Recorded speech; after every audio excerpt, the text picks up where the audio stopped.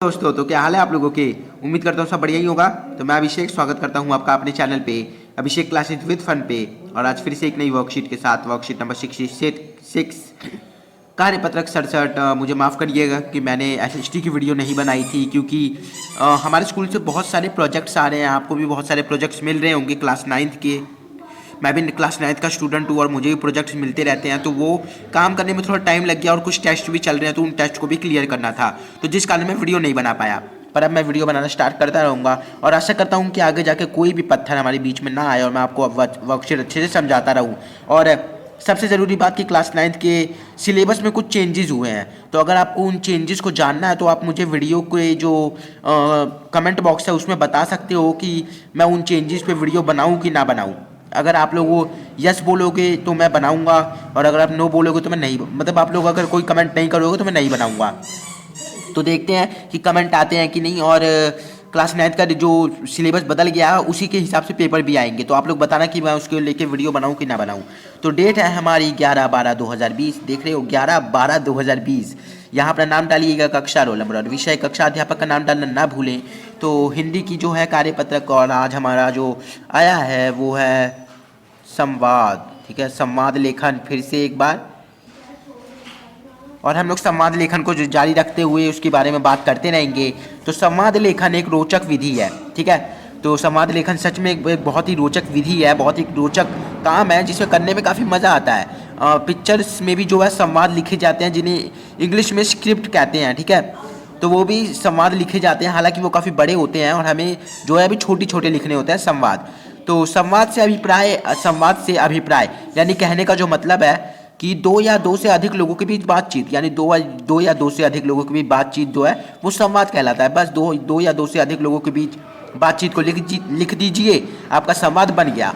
संवाद दी गई परिस्थिति के इर्द गिर्द संक्षिप्त और आकर्षक वाक्यों में लिखा जाता है, यानी कि ऐसे वाक्य जो काफ़ी अच्छे हों, सुनने में अच्छे लगे, ठीक है। और उन दोनों की बात का जो है मतलब साथ साथ हो, ठीक है। जैसे वो कुछ बोल रहा है, वो उसका उत्तर दे रहा है, तो वो साथ साथ होना चाहिए, ठीक है। कुछ उसमें बदलाव नहीं होना चाहिए कि वो उत्तर पूछ रहा है, मतलब वो प्रश्न पूछ रहा है, वो उसका कोई और उत्तर दे रहा है, तो ऐसा नहीं होना चाहिए, ठीक है।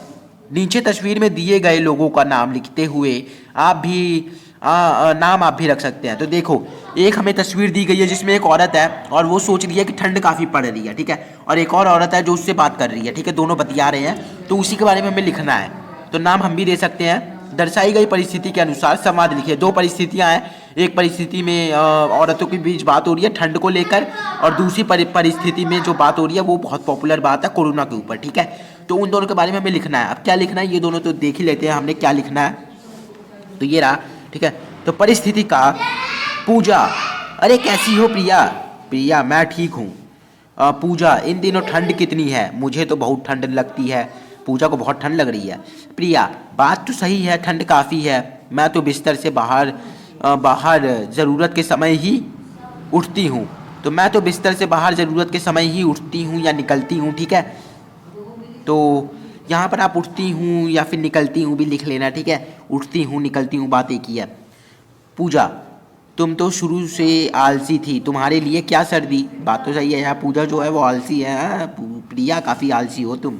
तो प्रिया, क्या करूँ, कोई काम ही नहीं है। अरे कोई काम ही नहीं है लॉकडाउन के दौरान, बिल्कुल सही बात है। पर हमसे पूछो ना यार, हम तो प्रोजेक्ट बना बना के परेशान हो गए हैं।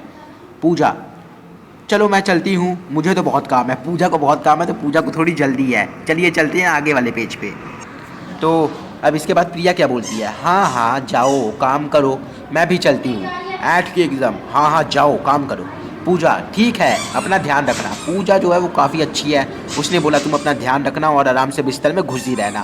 प्रिया क्या कह रही है, तुम भी अपना ध्यान रखना, ठीक है। तुम भी अपना ध्यान रखना, तो तुम भी अपना ध्यान रखना। यहीं पर हमारा जो संवाद का है वो ख़त्म, मतलब जो परिस्थिति का है वो ख़त्म हो जाती है। अब परिस्थिति खा, जिसमें दो औरतें कोरोना के बारे में बात कर रही होती है, ठीक है। कि मास्क लगाया हुआ है तो ऑब्वियसली कोरोना के बारे में बात हो रही थी वहाँ पे, जहाँ तक मुझे लगता है।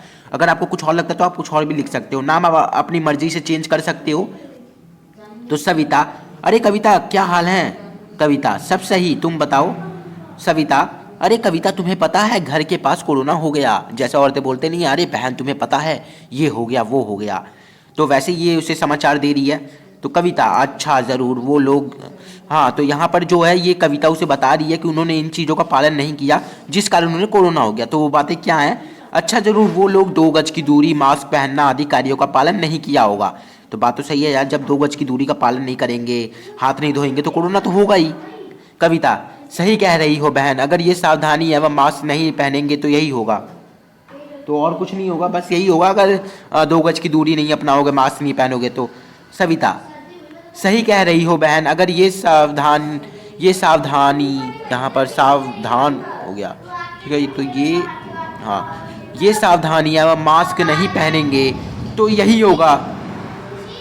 कविता अगर सभी 2 गज की दूरी, मास्क पहनना, हाथ धोना आदि कार्य रोज करेंगे तो सभी इस कोरोना वायरस से बच बच सकते हैं। तो ये बात बिल्कुल सही है, अगर हम 2 गज की दूरी का पालन करेंगे, मास्क पहनेंगे, हाथ धोएंगे।